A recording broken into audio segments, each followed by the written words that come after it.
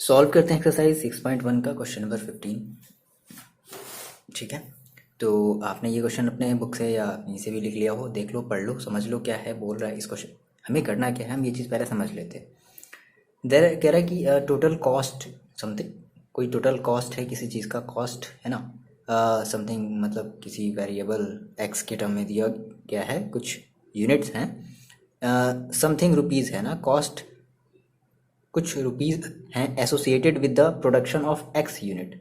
अच्छा, तो कुछ एक्स यूनिट किसी चीज़ का प्रोडक्शन किया गया है और उसका जो कॉस्ट समथिंग यहाँ पर दे रखा है कि टोटल कॉस्ट सी है। अब कह रहा है कि item is given by C x.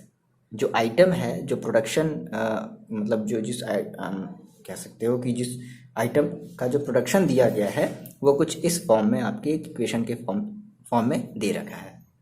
कह रहा है कि find the marginal cost when 17 units are produced. तो आपसे मार्जिनल कॉस्ट पूछ रहा है जब 17 यूनिट प्रोड्यूस किया जाएगा तब, यानी कि अब ऐसे समझो, यहाँ पर ये आपका टोटल कॉस्ट है, ओवरऑल जितने भी यूनिट्स प्रोड्यूस्ड किए गए थे, बट आपसे सभी का न पूछ करके ये पूछ रहा है कि अगर 17 यूनिट से अगर केवल प्रोड्यूस किया जाता तो उस केस में इसका हमें मार्जिनल कॉस्ट आप बता दो, ये हमसे पूछा जा रहा है।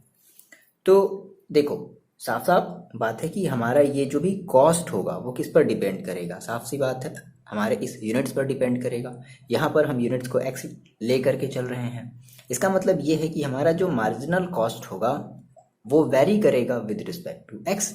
सिंपल सी बात है ना। तो हम क्या कर लें, हम इस कॉस्ट का अगर हम डिफ्रेंशिएट कर लें विद रिस्पेक्ट टू एक्स और एक्स की वैल्यू 70 रख देते हैं तो साफ साफ हमारा आंसर आ जाना चाहिए। ये बात आपको समझ में आई? ठीक है। तो सिंस हम पहले ये लिख लेते हैं कि हमारे पास ये चीज़ें गिवन है, सी एक्स है ना इज इक्वल टू कितना, 0.007x³ माइनस 0.003x² और प्लस का 15x प्लस का 4000, ये चीज़ हमारे पास गिवन है। अब हमें देखो मार्जिनल कॉस्ट निकालना है। अब ये मार्जिनल जो कॉस्ट होगा वो डिपेंड कर रहा है, मैंने आपसे पहले ही बताया कि मार्जिनल कॉस्ट डिपेंड किस पर करता है, इस यूनिट्स पर, और कितने यूनिट्स प्रोड्यूस किए गए हैं 7। तो इसका मतलब है साफ साफ हम ये कह लें कि अगर हम बात कर लेते हैं मार्जिनल कॉस्ट की, तो देख लो मार्जिनल कॉस्ट देखो आपका कितना हो जाएगा। मार्जिनल कॉस्ट को मान लो हमने बोल दिया एम सी, तो M C is equal to देख लो कितना हो जाएगा, हम ये कह सकते हैं क्या, डी सी डी एक्स। ठीक है, डी सी डी एक्स। तो आप जो है साफ साफ यहाँ से डी डी एक्स रख दो और सी की वैल्यू देखो आप यहाँ से रख लो। सी की वैल्यू देखो कितनी है, 0.007x³ माइनस का 0.003x² और प्लस का 15x और प्लस का 4000, यही तो होगा, है ना, इज इक्वल टू। इसको सॉल्व करते हैं तो इसका तो हम इजीली, हम देखो सभी का बारी बारी से डिफ्रेंशिएशन कर सकते हैं। तो इसका करेंगे हम, तो हमें देखो लगेगा 0.07, तो ये एज इट इज़ रहेगा। x³ का अगर हम करते हैं तो हमें मिलेगा 3x², बोलो यही तो मिलेगा, माइनस 0.003। अब इस x² का करेंगे तो हमें मिलेगा क्या, हमें मिलेगा ये पॉइंट नहीं बच्चे, ये इंटू है ना, ये इंटू है। x² का करेंगे तो हमें मिलेगा 2x, 15x का करेंगे तो हमें मिलेगा 15 इंटू 1 और प्लस 4000 का करेंगे तो हमें मिलेगा 0। क्लियर है इतनी बात? सो यहाँ पे हम क्या कर लेते हैं, हम यहाँ पर जो है इसकी वैल्यू रख लेते हैं। तो हमने कहा कि हमारी सर जो मार्जिनल कॉस्ट होगी एम सी, या जिसको हम कह रहे हैं, ठीक है, D C D X is equal to, so यहाँ पर ऐसा करते हैं कि व्हेन रख लेते हैं value x is equal to 17, कितने टोटल, देखो बात को मेरी समझो कि टोटल कितने यूनिट प्रोड्यूस किए गए हैं, 17 यूनिट प्रोड्यूस किए गए हैं। तो हम क्या रख लेते हैं, हम x की जगह 17 रख लेते हैं, है ना। चलो, तो 0.007 इंटू 3 इंटू एक्स की जगह में रखना है 17, तो 17 का स्क्वायर माइनस 0.003 इंटू 2 इंटू, ये हो जाएगा आपके पास 17 और ये हो जाएगा प्लस का 15। आप इसको सॉल्व कर लो, कितना हो जाएगा, सॉल्व कर लिया आप क्या, देखो बड़ी जल्दी आप सॉल्व कर लेते हो। 0.007, एक मिनट, इसको जो है मल्टीप्लाई कर देते हैं तो ये हो जाएगा आपके पास 0.0 और 0.0 और 20 है ना, 7 3 21, 17 का स्क्वायर आपको पता है कितना होता है 289 और माइनस पॉइंट इसका हम इसमें पहले मल्टीप्लाई कर लेते हैं, ठीक है, बारी बारी से कर लेते हैं। 0.006 इंटू 17 और प्लस का 15, इसको सॉल्व कर लो, इसको आप मल्टीप्लाई कर लो, ठीक है। तो देखो हम साइड में यहाँ पर कर ले रहे हैं अपनी कॉपी में, आप कर लो इसको, एक मिनट। ये देखो ये आपका आ जाएगा 0.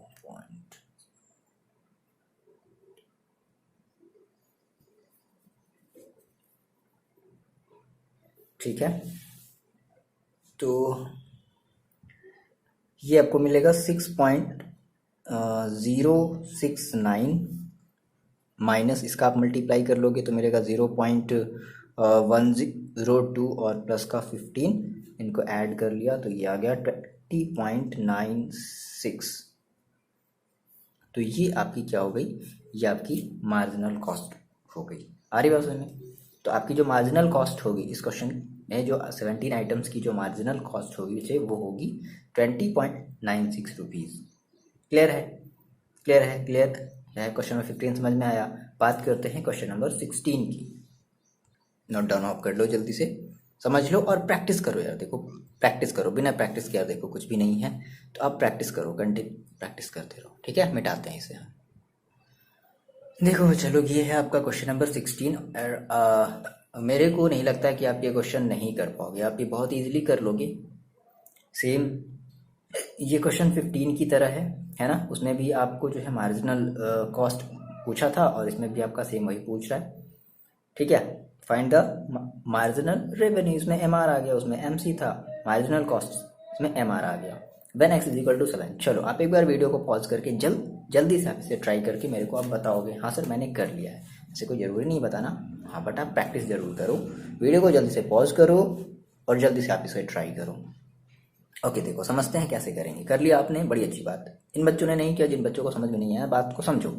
कह रहा है कि रेवेन्यू दे दिया गया है, कुछ जो है हमारे पास कुछ चीज़ें थी, उनका जो रेवेन्यू है वो कुछ इस फॉर्म में दे रखा है। कह रहा है कि अब आपको जो है मार्जिनल रेवेन्यू बतानी है जब हमने टोटल कितने यूनिट्स सेल किए हैं, जब हमने टोटल जब हमने टोटल 7 यूनिट जो हमने सेल किए, उस केस में हमें रेवेन्यू बतानी है।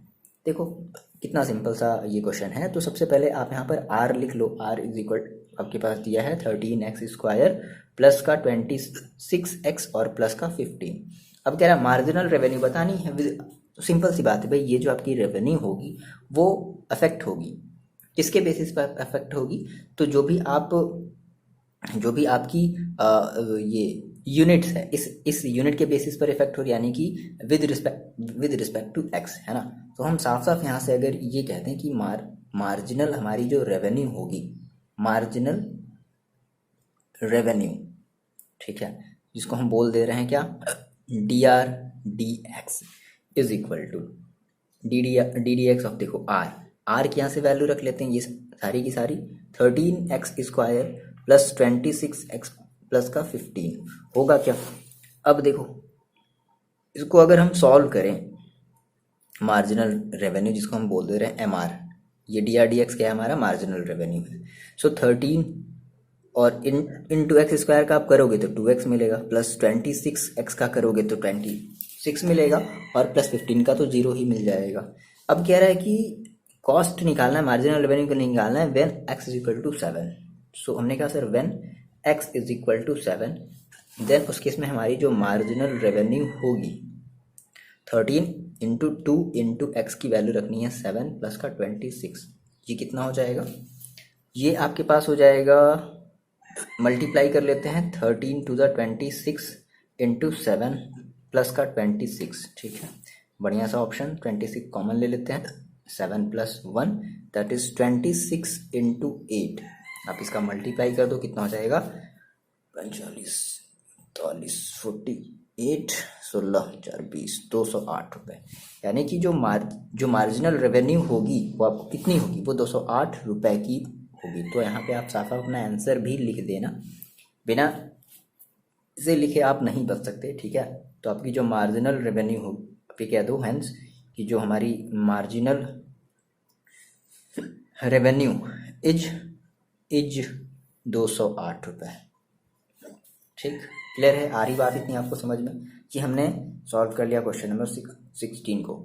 ना बात कर लेते हैं क्वेश्चन नंबर 17 की। नोट डाउन कर लो आप जल्दी से, क्वेश्चन नंबर 16, ठीक है, समझ में आ रहा है ना। चलो बात करते हैं सर क्वेश्चन नंबर 17 की। ओके, तो क्वेश्चन नंबर 17 आपका ऑब्जेक्टिव क्वेश्चन है। आप पहले तो आप इसे कोशिश करो खुद से लगाने की, है ना। मैंने बहुत सारे क्वेश्चन आपको बताए हैं, आप इतना तो आप लगा सकते हो ना, तो ट्राई करो। नहीं आएगा उसके बाद हम हैं, देखो लगा लिया, वीडियो को पॉज करो और ट्राई करो, या फिर आप मेरे साथ चलो। कैसे देखो, कैसे क्या सोचना है, कैसे समझना है। ये बोल रहा है कि rate of change of area of circle with respect to its radius R, ये दे रखा है।